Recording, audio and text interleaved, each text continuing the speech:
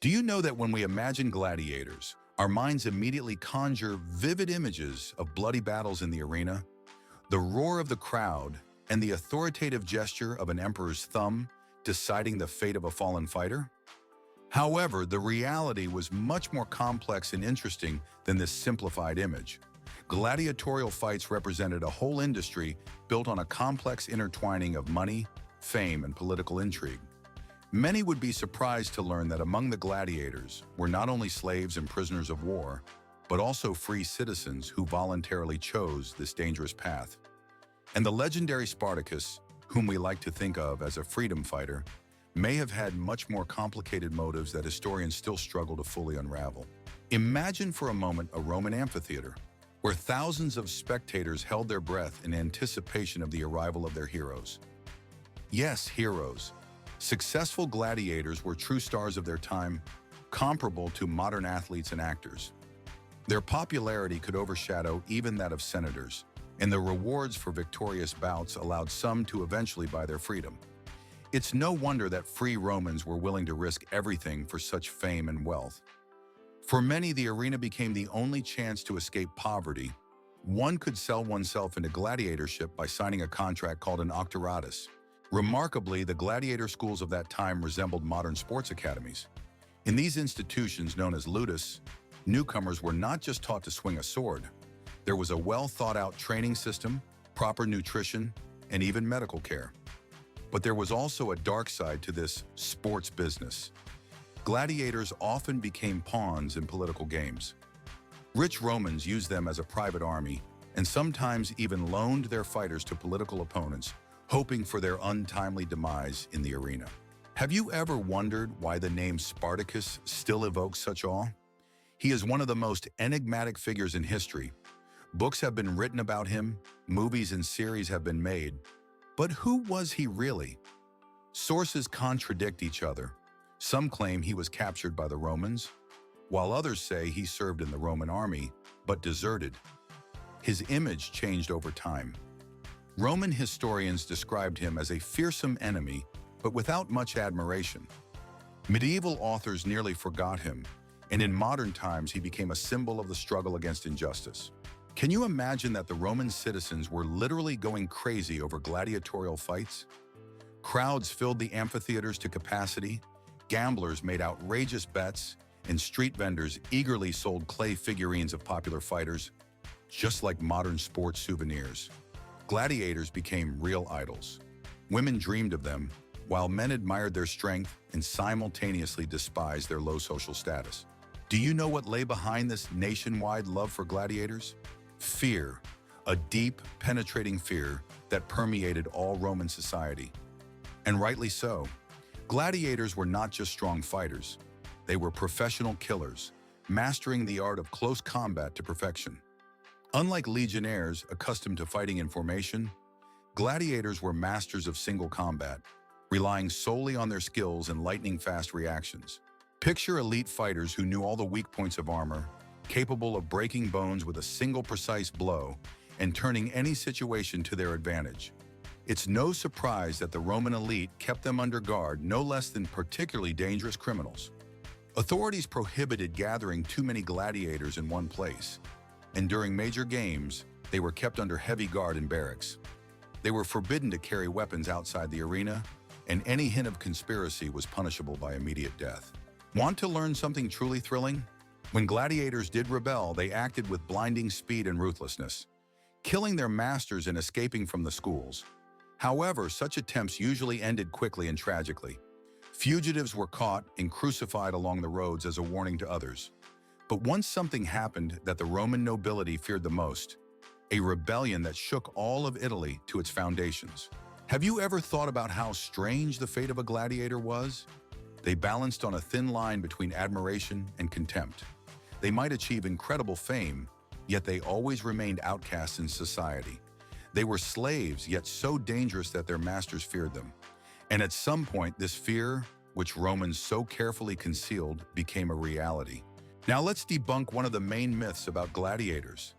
Do you think their life was a never-ending nightmare of chains, daily beatings, and inevitable death in the arena? Not quite. While most gladiators were indeed prisoners of war, Rome was constantly at war with its neighbors, capturing Thracians, Greeks, and members of other peoples. Captives often had a choice: immediate death or a chance for glory in the arena. Many chose the latter, and you know what? Some even found success.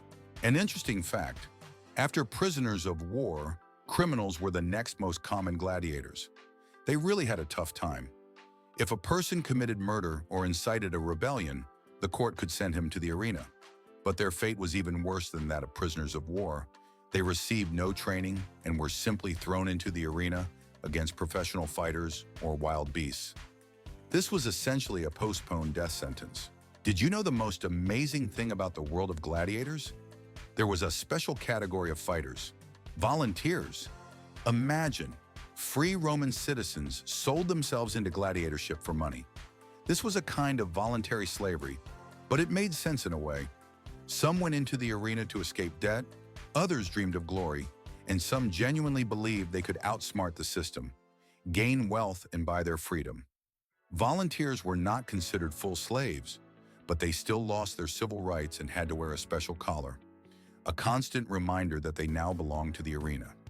However, no matter how one arrived at the gladiator school, the end for most was the same: the arena. Here it didn't matter whether you had once been a soldier, a peasant, or a Roman citizen. Here you were just a gladiator, and the Romans truly adored them. They debated over the winners, wrote the names of the greatest fighters on the walls, honored them like modern sports champions. And their victories. Let's talk about the strangest paradox of gladiator fame. These individuals were simultaneously idols and outcasts in society, creating a completely unique social situation. Imagine, if a gladiator tried to enter the house of a respected Roman citizen, he would be immediately shown the door. However, they became true stars. There were fighters known by name in every corner of the empire, recognized in the streets, and their faces appeared on clay lamps and even children's toys. Moreover, they sparked such desire that Roman matrons bribed guards to sneak into them at night. There was even a belief that the blood of a gladiator was a source of vitality, and women mixed it with cosmetics, believing it would grant beauty and youth. But however famous they were, Roman society never truly accepted them. A gladiator could not become a senator, could not marry a woman from a respected family, could be wealthy, but he could never be equal to free citizens. You would be surprised, but gladiatorial games were not just entertainment. They were a powerful political tool. Politicians organized games to gain popularity. The more grandiose the spectacle, the more votes they received during elections. A candidate who generously paid for fights could count on the unconditional support of the crowd. Emperors used gladiatorial games as a kind of pressure valve. When riots broke out in the city, the Senate would simply declare large games, and people would instantly forget their problems. But gladiators were not just instruments of entertainment. They represented a potential threat. Take Julius Caesar, for example. He maintained a private gladiator school in Capua with hundreds of fighters, and everyone understood that this was not just a school, but a personal army. And you know what? They were right. In the later period of the Republic, gladiators were used not only in arenas, but also in the streets. They staged attacks, intimidated political opponents, and participated in urban clashes. The elite quickly realized the danger of such a situation, and later emperors established strict control over all ludus to ensure that no senator could turn arena fighters into their private army. Now I'm going to tell you something truly captivating about the different types of gladiators and why each fight was a real chess game in the arena. Picture this. The arena was a theater where each fighter represented a specific fighting style, and their opponents were chosen in such a way as to make the fight as spectacular as possible. Their armaments, armor, and fighting style were thought out to the smallest details. One of the key pairings in the arena was the Thracians and Myrmiones. These fights had a deep symbolic meaning, as the opposition between Romans and Thracians in real life was one of the main themes in Rome's military history. Thracians were lightly armed gladiators whose fighting style resembled the tactics of real Thracian warriors. Their main weapon was the curved short sword, sica. This blade was designed specifically to bypass the opponent's shields and strike at vulnerable areas. especially the legs and shoulders. The Thracian shield was small, round but sturdy, allowing him to maneuver quickly and parry attacks. Body protection was minimal. A short shin guard on one leg, a helmet with a tall crest and characteristic turned-up edges made the Thracian a recognizable and dangerous opponent. Myrmiones, on the other hand, were the complete opposite of Thracians, heavily armored fighters equipped after the model of Gallic warriors. Their distinctive feature was a massive helmet with a fish design, hence the nickname Myrmione, from the Greek word for sea fish, a rectangular shield that covered almost the entire body, and a gladius, a classic Roman sword. Their tactics were simple and effective. They used their large shield as a wall, gradually advancing on their opponent and waiting for the moment to deliver a decisive blow. The fight between a Thracian and a Myrmionan turned into an exciting contest of speed against strength, maneuverability against resilience. The Thracian would circle around his heavily armed opponent, trying to find a chink in his defenses, while the Myrmione methodically pressed him, trying to corner him in the arena, where mobility would no longer matter. But the most exotic and perhaps the most dangerous were the retieri, gladiators armed with a net and trident. Their image was inspired by fishermen, but in the arena, they turned into deadly hunters of men. Almost unarmored, having only a small shoulder guard, galeris, for the protection of the left shoulder, the retiarius relied solely on his agility and skills with this unusual weapon. His main tactic was to exhaust his opponent with constant movement, confuse him with feints, and ultimately either catch him in the net or deliver a deadly strike with the trident. Typically, a sector, the pursuer, was pitted against the retiarius, a gladiator in a streamlined helmet without protruding parts, so the net couldn't catch onto him. These duels were a true embodiment of ancient hunting, where each fighter could become both hunter and prey. An important place in gladiatorial battles was occupied by demacheres, elite fighters who fought with two swords simultaneously. Their name comes from the Greek words dai, two, and machaira, sword, and they were considered one of the most spectacular and dangerous gladiators. Imagine a warrior who forgoes a shield in favor of a second blade. This required incredible skill, years of training, and almost superhuman reflexes. Demacheres were the living embodiment of Roman martial arts. Their fights became a true dance of death, where every move could be the last. They rarely wore heavy armor, relying on their agility and ability to parry sword strikes. Interestingly, demacheres often fought against hoplomachs, gladiators equipped after the model of Greek hoplites, with a spear and large round shield. This confrontation symbolized the eternal struggle. But now let's talk about what daily life in a gladiator school was like. It was a whole world with its own rules, hierarchy, and traditions. The school, ludus, was something between a barracks, a prison, and a sports complex. Everything here was aimed at one goal: to create the ideal fighter. The day began at dawn, training with wooden weapons, studying fighting techniques, working on endurance and strength. Special attention was paid to nutrition. Gladiators were fed high-calorie food rich in proteins and carbohydrates. They were even called barley men due to the large amount of grains in their diet. Archaeologists, examining the remains of gladiators, found that their bones contained high levels of strontium, an element found in large amounts in plant food. This confirms historical evidence of their special diet. Interestingly, after training, there was a strict hierarchy in the gladiator school, with the lanista, the owner and manager of the school, at the top. This was usually a former gladiator or an experienced trainer who knew all the intricacies of the profession. Under his command were doctors, masseurs, weapons and armor specialists. Every newcomer started from the very bottom. He was called tyro, recruit, and the first months were spent practicing basic moves with a wooden sword on a straw dummy. Only after the trainer deemed him ready did the novice receive real weapons and begin sparring with other gladiators. Interestingly, there was a kind of mentorship system in the school. Experienced fighters would take newcomers under their wing, passing on their knowledge and survival secrets in the arena. This created strong bonds among the gladiators, turning them into a true brotherhood of warriors. But the most astonishing aspect of gladiatorial life was the system of ranks and rewards. Every victory in the arena brought the gladiator closer to the coveted goal, the wooden sword rudis, a symbol of freedom. After a certain number of victories, a gladiator could receive this sword from the hands of the emperor himself, signifying his release. Many freed gladiators remained in the profession, but as free men, they became trainers, opened their schools, or fought for large fees. There was even a special category, rudiarii, freed gladiators who continued to fight in the arena. Their bouts were especially valued as they fought not out of compulsion, but by choice. Some of them became true legends, their names carved into the walls of amphitheaters, and their exploits celebrated by poets. For example, the gladiator Flamma, who achieved 30. The reward system in gladiatorial games was incredibly intricate and multi-layered.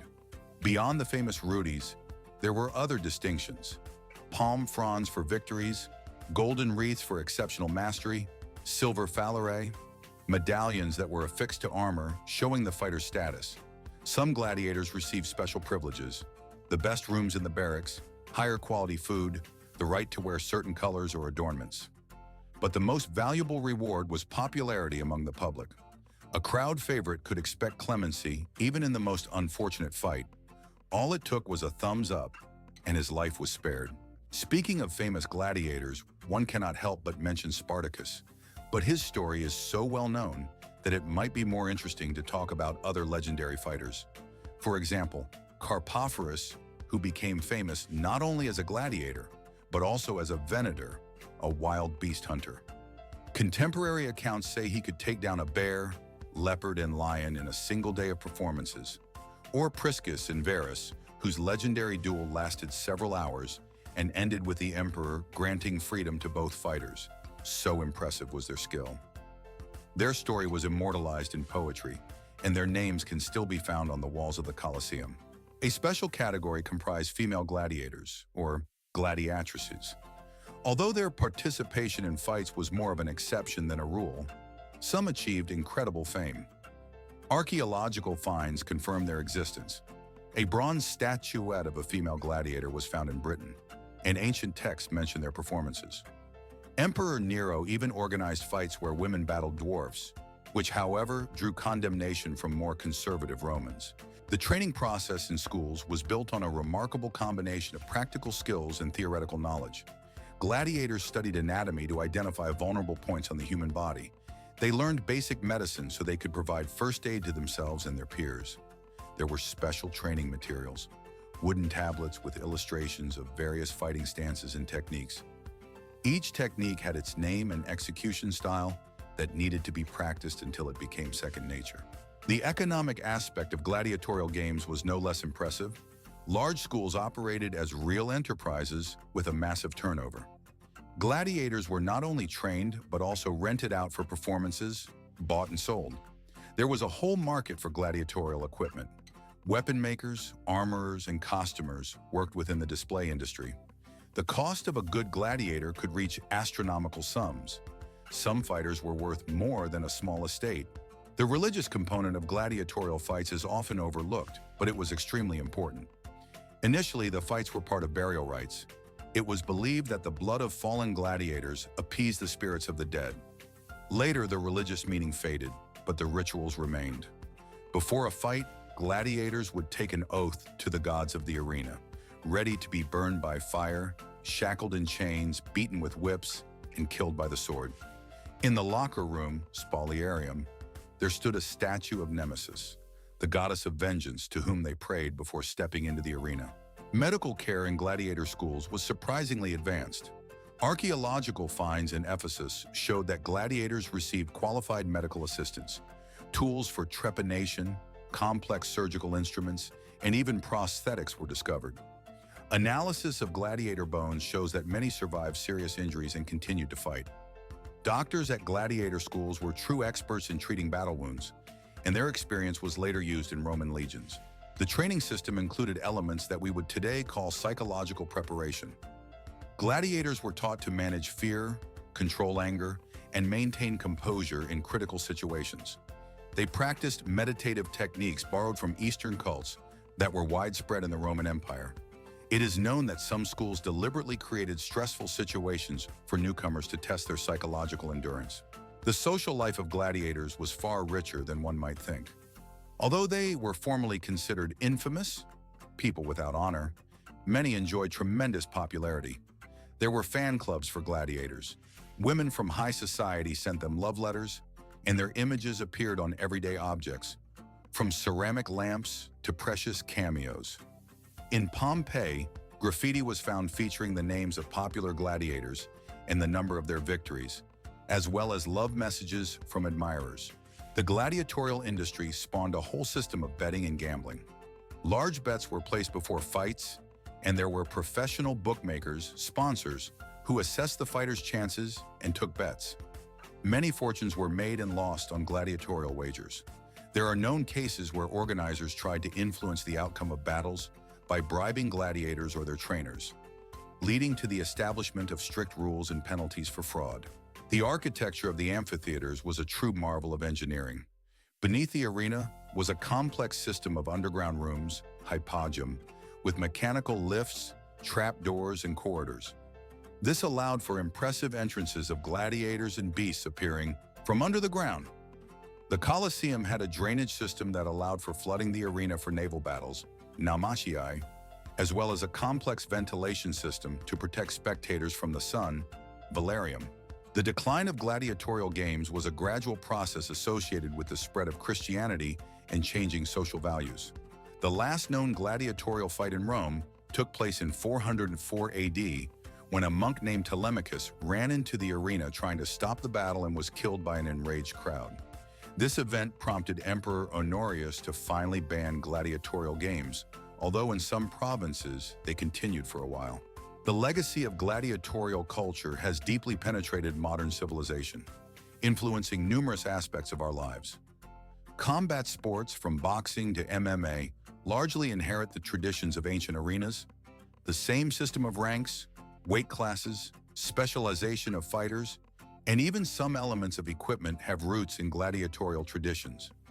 Modern sports arenas are often designed based on the principles of Roman amphitheaters, considering optimal visibility for spectators and special technical zones. Even the system of pay-per-view broadcasting and betting remarkably echoes ancient traditions of organizing spectacles. It is particularly interesting to trace how gladiatorial culture has influenced the development of the modern entertainment industry, from historical reenactments and theme parks to cinema and video games. Hollywood blockbusters about gladiators not only popularize history, but continue the tradition of turning martial arts into spectacles capable of capturing millions of viewers' attention. Archaeological studies in recent decades have significantly enriched our knowledge of the daily lives of gladiators. Analysis of remains from gladiatorial graves in Ephesus, York, and other sites has allowed for a detailed study of their diet, injuries, treatment methods, and even specific patterns of physical activity characteristic of different types of fighters. Particularly fascinating are the finds related to medical practices. Discovered surgical instruments and traces of complex operations on bones indicate a high level of development in ancient medicine. Studies have shown that many modern methods of sports medicine, including rehabilitation after injuries and injury prevention, have direct analogs in the practices of gladiatorial doctors. Notably, some ancient recipes for ointments and poultices used to treat gladiators turned out to be genuinely effective after laboratory testing and formed the basis of modern sports bombs. The economic model of gladiator schools significantly influenced the development of modern professional sports. The contract, transfer, sponsorship support, and advertising contract systems characteristic of contemporary sports largely repeat the principles of gladiatorial business organization in ancient Rome.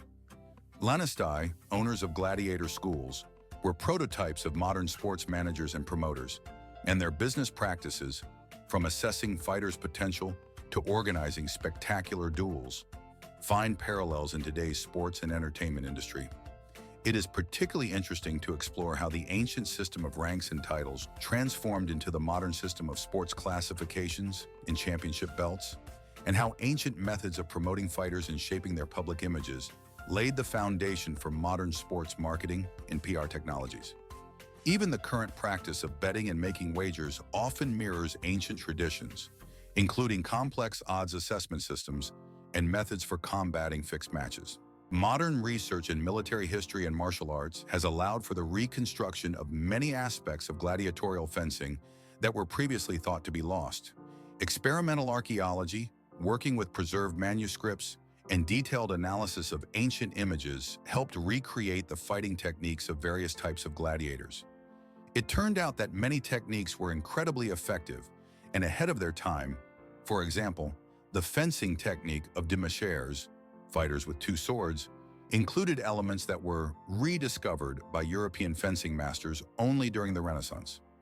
Research has shown that gladiatorial martial arts were not just a spectacle, but a carefully developed system incorporating elements of psychology, biomechanics, and strategic thinking.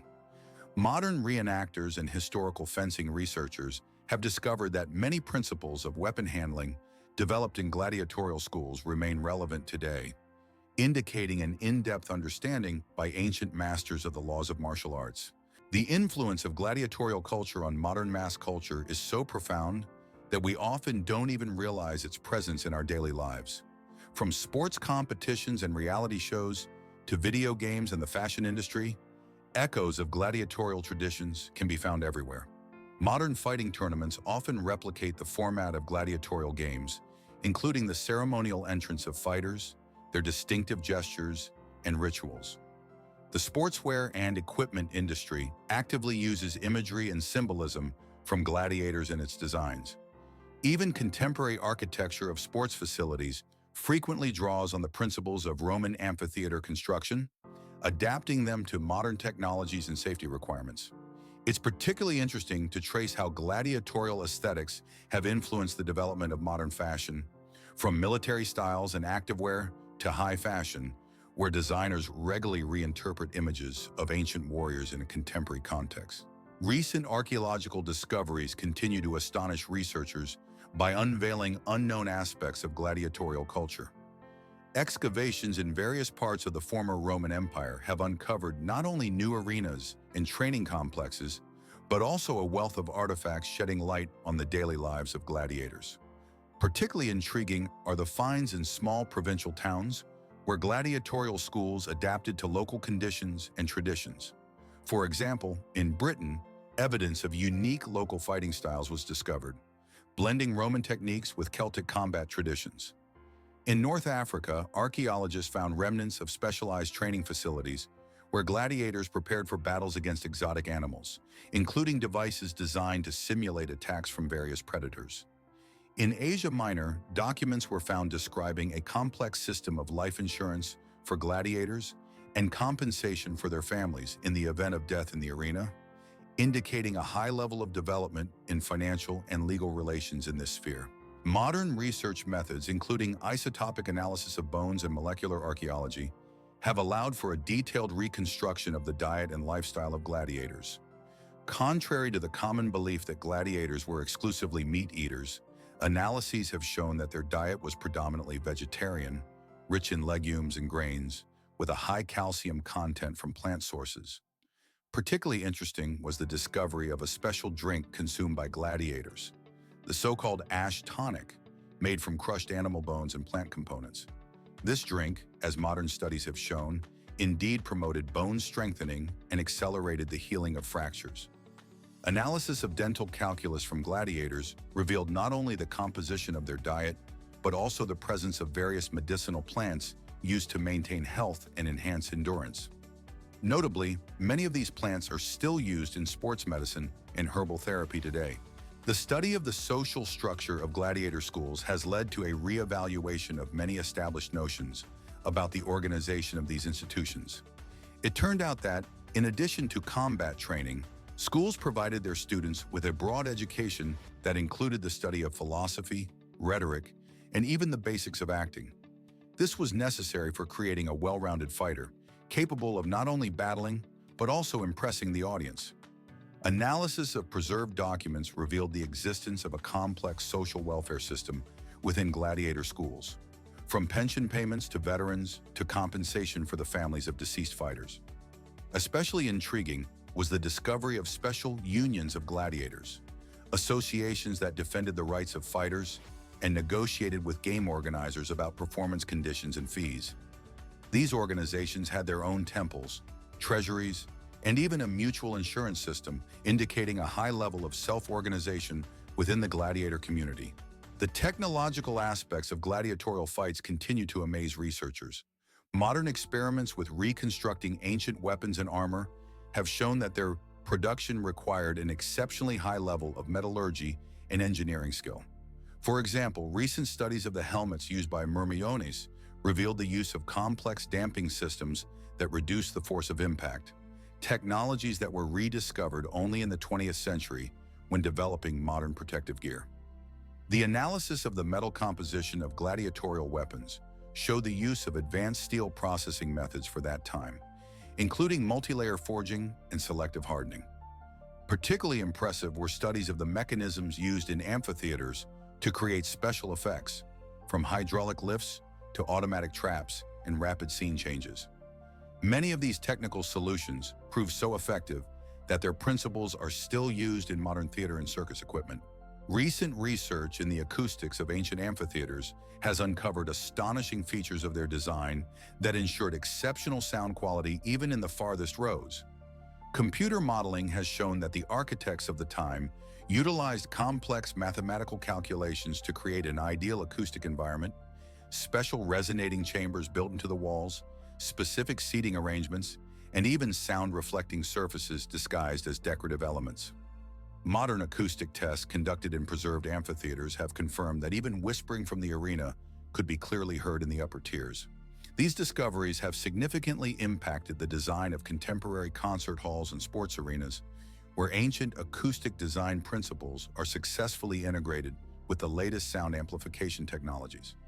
Particularly interesting was the discovery of underground acoustic channels used to create special sound effects during performances, from simulating thunder to amplifying the roars of exotic animals. The study of the organizational structure of gladiatorial games has led to a re-evaluation of the scale of this industry in the ancient world. New archaeological finds and the deciphering of business documents have revealed the existence of a complex international network linking gladiatorial schools, suppliers of exotic animals, weapons manufacturers, and performance organizers throughout the Roman Empire. Evidence of specialized logistics companies that facilitated the transportation of gladiators and equipment between cities, storage systems for props, and even specialized insurance contracts covering risks in organizing large performances has been uncovered. Particularly impressive was the discovery of documents describing a franchise system for gladiatorial schools. Successful schools sold the right to use their name and training methods to other entrepreneurs across the empire, creating a kind of ancient analog of modern sports brands. Financial document analysis has shown that the annual turnover of large gladiatorial schools could reach amounts comparable to the budgets of small provinces, and the cost of organizing major games sometimes exceeded the cost of building a small town. Modern research in psychology and sociology has allowed for a new perspective on the role of gladiatorial games in ancient society. Analysis of preserved evidence has shown that, apart from their entertainment function, these spectacles fulfilled an important socio-psychological role, serving as a mechanism for relieving social tension and a channel for social mobility. Research on graffiti and private correspondence has shown that gladiators often became role models, symbols of social success, and even objects of religious veneration. Particularly interesting was the discovery of special rituals and ceremonies associated with gladiatorial games, which carried deep psychological significance for participants and spectators. For instance, a complex symbolic language of gestures and poses used by gladiators during fights, which conveyed important social and cultural messages to the audience, has been identified.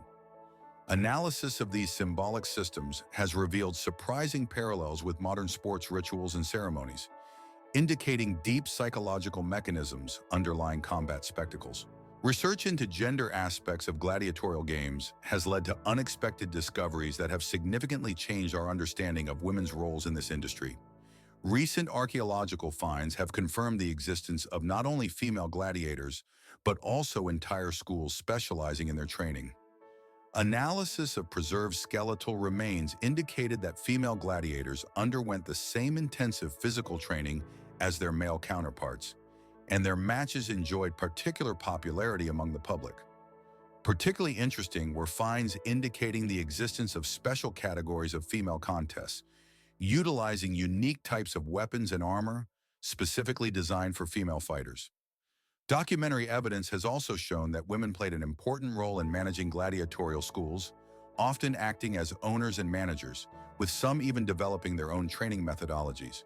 The study of religious aspects of gladiatorial games has unveiled new dimensions to this phenomenon. It turned out that many elements of gladiatorial performances had profound sacred significance and were connected to ancient rituals and mystery cults. Archaeologists have discovered numerous sanctuaries and temples built near gladiatorial schools, where special ceremonies were conducted before fights. Analysis of religious artifacts has revealed a whole pantheon of deities guarding various types of gladiators, as well as a complex system of predictions and divinations tied to the outcomes of duels. Particularly interesting was the discovery of special burial rituals for fallen gladiators, which significantly differed from standard funerary rites and incorporated elements of a heroic cult. Research has shown that some successful gladiators became objects of religious veneration after death, with their graves transforming into pilgrimage sites. Recent studies in ancient medicine, based on analyses of gladiatorial remains and medical instruments discovered during excavations, have revealed a surprisingly advanced system of sports medicine in the ancient world. Doctors in gladiator schools mastered techniques for complex surgical operations, including trepanation and amputations with subsequent prosthetics. Analysis of the chemical composition of medical preparations has shown the use of sophisticated pharmacological compositions, many components of which are still used in modern medicine. Particularly impressive were findings indicating the existence of a rehabilitation system for injured gladiators, which included physical therapy, massage, and special exercises for recovery after injuries. Documentary evidence also points to the existence of specialized medical centers near major amphitheaters, where methods for treating combat injuries were developed and refined. Recent research in the economic history of gladiatorial games has uncovered a complex system of financial instruments and investment mechanisms that remarkably resemble modern market institutions. Archaeologists have found documents indicating the existence of specialized investment funds, allowing wealthy Romans to invest in the training and promotion of promising gladiators. A complex system of derivatives and futures contracts related to the organization of games and performances of specific fighters has been identified. Particularly interesting was the discovery of specialized banking institutions that financed gladiator schools and provided services to ensure risks associated with organizing major performances. Analysis of preserved financial documents demonstrated the existence of a developed system of credit and even a peculiar stock market where shares in successful gladiatorial schools traded. The study of gladiator training systems using modern sports science methods has allowed for reconstruction of surprisingly effective training methodologies. Analysis of skeletal remains has shown that trainers at that time had a profound understanding of biomechanics and physiology, developing specialized training programs for different types of fighters. Evidence has been found of the use of training periodization, load management, and even elements of psychological preparation. Particularly impressive was the discovery of specialized training complexes that included mechanical exercise devices and equipment to develop specific combat skills. Research has shown that many of the preparation principles used in gladiator schools remain relevant in modern professional sports. New archaeological finds in the material culture of gladiatorial games have allowed for a reconstruction of incredible technological achievements by ancient craftsmen. Analysis of preserved fragments of weapons and armor has shown the use of complex metallurgical processes, including layered welding, selective hardening, and even elements of nanotechnology in metal processing. Particularly interesting were finds indicating the existence of standardized production of gladiatorial gear, complete with quality control systems and product labeling. Research indicated that some production centers reached such a level of mastery that their products were valued throughout the empire and even beyond its borders. Evidence was discovered of specialized research workshops where new types of weapons and protective gear were developed and tested, alongside efforts to improve existing models. Modern research in ancient architecture using laser scanning and computer modeling has revealed astonishing engineering solutions used in the construction of amphitheaters. It turned out that these structures were equipped with complex climate control systems, including underground ducts for cooling the arena in hot weather and heated seating systems for spectators during cold periods. Particularly impressive was the discovery of hydraulic systems that allowed for the rapid flooding of the arena for water shows and naval battles. Analysis of construction technologies revealed the use of specially designed seismic-resistant structures and innovative materials, many of which remain subjects of study for contemporary engineers. Research in social psychology and mass communications has enabled a new perspective on the marketing strategies employed by organizers of gladiatorial games. Evidence was found of complex advertising campaigns, which included creating recognizable images of gladiators, disseminating their images on everyday objects, and even producing special lines of souvenir merchandise. Particularly interesting was the discovery of fan clubs and organized support groups that formed around popular fighters and actively participated in promoting their image. Analysis of graffiti and everyday inscriptions revealed the existence of a developed system of rumors and viral marketing used to create buzz around upcoming duels. Recent research in ancient gastronomy, based on the analysis of food remains and kitchen items discovered at gladiator barracks, has allowed for the reconstruction of a unique system of sports nutrition in the ancient world. It turned out that the diet of gladiators was tailored to their specialization and training regimen, including special supplements for strengthening bones and muscles, as well as unique recovery drinks after fights. Particularly interesting was the discovery of specialized kitchens in gladiatorial schools, where unique dishes were created to meet the individual needs of fighters. Analysis of preserved recipes revealed the use of complex food compositions, many of which share parallels with modern sports nutrition. Detailed study of gladiators' daily lives has uncovered a complex system of social relationships within schools. Archaeological findings indicated that gladiators lived in well-organized complexes, where each individual was provided with personal space corresponding to their status and achievements. Evidence of communal relaxation areas was discovered, including baths with heated pools, massage rooms, and even special spaces for intellectual games and learning. Particularly interesting was the discovery of an internal hierarchy system, where experienced fighters acted as mentors to novices, passing on not only combat skills but also philosophical teachings. Research in ancient cosmetology and hygiene has revealed the existence of a developed beauty care industry for gladiators. Analysis of cosmetic products found during excavations showed the use of complex formulations for skin care, wound healing, and even special oils to give muscles an attractive shine during performances. Specialized barber and cosmetic salons were discovered within gladiatorial schools, staffed by professional stylists who created recognizable looks for different types of fighters. Particularly impressive was the discovery of recipes for ancient healing ointments and balms, the effectiveness of which is confirmed by modern studies. The study of gladiators' leisure activities has uncovered unexpected aspects of their cultural lives. Archaeological findings indicate the existence of libraries within schools, preserving not only tactical manuals, but also works by philosophers, poets, and dramatists.